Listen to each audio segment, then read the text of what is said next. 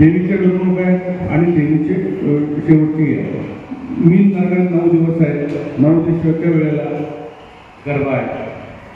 कुठले आता मला यात सांगा किती मंडळ याच्यामध्ये गरबा खेळतात, किती मंडळांच्या समोर गरबा खेळला जातो? आहेत का असे मंडळ कुठं काय गरबा खेळला जातो? हा बोल करावा.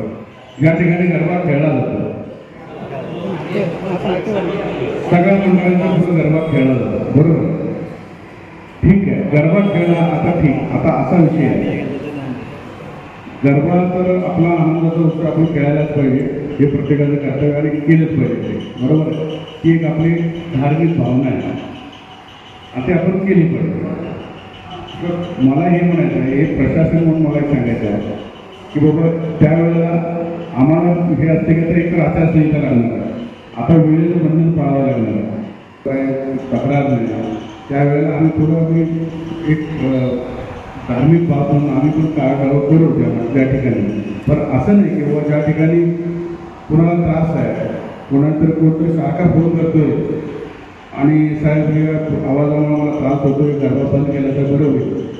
पण असं त्यामध्ये युगल बघून चालणार नाही की बाबा नाही आम्ही बंदच नाही करणार किंवा त्याला आम्ही बघतो काय करायचं म्हणजे तुमच्या वाद होईल असं आम्ही काही करू देणार नाही.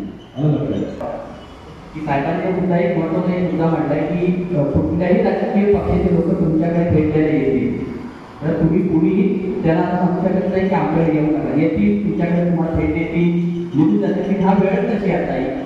तेव्हा आपण मात्र एक लक्षात ठेवा, आपण त्यावेळेला हे 9 दिवस कोणत्याही राजकीय पक्षाचे असतात, पण 9 दिवस हे फक्त देवीचे आहात.